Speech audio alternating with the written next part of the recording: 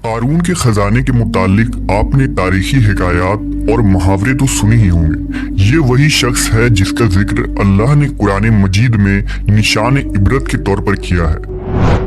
कारून का किस्सा इसराइली और इस्लामी दोनों तरह की रिवायतों में मिलती है। ये बनी इसराइल का वही अमीर तरीन शख्स था जिसके खजाने की कुंजियां 300 ऊंटों और खच्चरों पर लादे जाते थे और हर कुंजी चमड़े की होती थी जो एक खजाने की चाबी थी।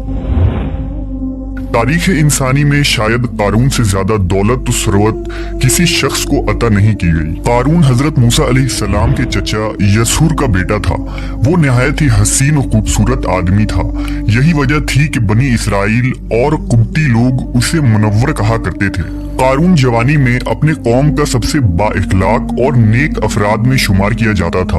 नेज़ तौरेत का बहुत बड़ा आलिम दीन भी था, क्योंकि उसकी परवरिश मूसा अलैहिस्सलाम के साया आतिफत में हुई थी।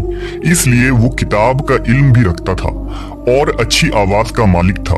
वो तौरेत खूबसूरत अंदाज में तिलावत किया करता था। यही वजह थी कि लोग उसका बहुत ही अदब व एहतराम किया करते थे। कारून इब्तदा में हजरत मूसा अलैहिस्सलाम पर ईमान ले आया और जब बनी इसराइल को किब्तियों की गुलामी से निजात मिली तो वो उनके साथ मिस्र को छोड़कर सरजमीन मऊद की तरफ हिजरत कर गया। वहां उसके हालात एकदम से बदल गए और उसके हाथ में बेशुमार दौलत आई। देखते ही देखते वो अपनी कौम का अमीर तरीन शख्स बन गया, जिसका जिक्र अल्लाह ने कुरान मजीद में कुछ यूं किया है। बेशक कारून मूसा की कौम से था, फिर उसने कौम पर ज्यादती की और हमने उसको इतने खजाने दिए जिनकी कुंजियां उठाना एक ताकतवर जमात पर भारी थी। एक जगह फरमाया, जब उससे उसकी कौम ने कहा इतराओ नहीं, बेशक अल्लाह इतराने वालों को पसंद नहीं करता, और जो माल तुझे अल्लाह ने दिया है उसके जरिए आखिरत का घर तलब कर और दुनिया से अपना हिस्सा ना भूल और एहसान कर जैसा अल्लाह ने तुझ पर एहसान किया, और जमीन में फसाद न कर, बेशक अल्लाह फसादियों को पसंद नहीं करता।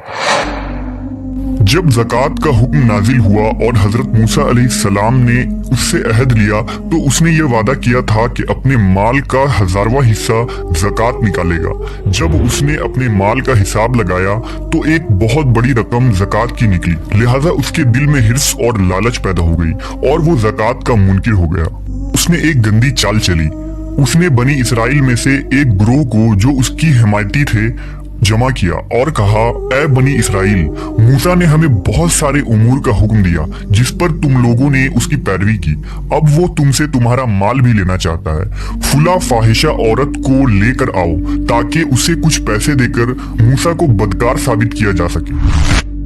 कारून ने अपने कौम के लोगों को जमा किया और हजरत मूसा अलैहिस्सलाम से पूछा कि जिना की क्या सजा है। हजरत मूसा अलैहिस्सलाम ने कहा, जो भी जिना करे हालांकि उसकी बीवी भी हो तो उसे संसार किया जाए यहाँ तक कि वो मर जाए। कारून ने हजरत मूसा से कहा, हत्ता कि अगर ये काम आपने ही अंजाम दिया हो तो भी। मूसा अलैहिस्सलाम ने कहा, हाँ, हत्ता कि अगर इस काम को मैं भी अंजाम दूं तो यही हुक्म है। कारून ने कहा, बनी इसराइल ये गुमान करते हैं कि आपने फुला फाहिशा औरत से जिना किया है। हजरत मूसा अलैहिस्सलाम ने फरमाया कि उस औरत को मेरे सामने लाओ। लिहाजा वो औरत बुलाई गई तो आपने फरमाया, ऐ औरत, उस अल्लाह की कसम जिसने बनी इसराइल के लिए दरिया को फाड़ दिया और आफियत और सलामती के लिए दरिया के पार कराकर फिरौन से निजात दी, सच कह दे कि वाकया क्या है। हजरत मूसा के जलाल से औरत सहम कर कांपने लगी और उसने मजमा आम में साफ साफ कह दिया कि ऐ अल्लाह के नबी, मुझको कारून ने कसीर दौलत देकर आप पर बोतान लगाने के लिए आमादा किया है। उस वक्त हजरत मूसा अलैहिस्सलाम आबदीदा होकर सजदा शुक्र में गिर पड़े और बहालत सजदा आपने ये दुआ मांगी कि या अल्लाह, कारून पर अपना कहर और गजब नाजिल फरमा दे। लिहाजा वो तमाम लोग जो कारून के साथ थे वो उससे जुदा हो गए। मूसा अलैहिस्सलाम ने अल्लाह के इज़्न से जमीन को हुक्म दिया तो जमीन फट पड़ी और कारून और उसके पैरोकार उसमें धंसने लगे और देखते ही देखते कारून, उसका मकान और खजाना सब उस जमीन में धंस गया। जब ये जमीन में नाबूद हो गए तो जमीन का शिगाफ दोबारा बंद हो गया। कारून के उस दौलत के मुतालिक बहुत सारे तारीखी हिकायात नकल की गई हैं और ता क़यामत कारून और उसका खजाना तमाम इंसानियत के लिए निशान इबरत बनी रहेगी।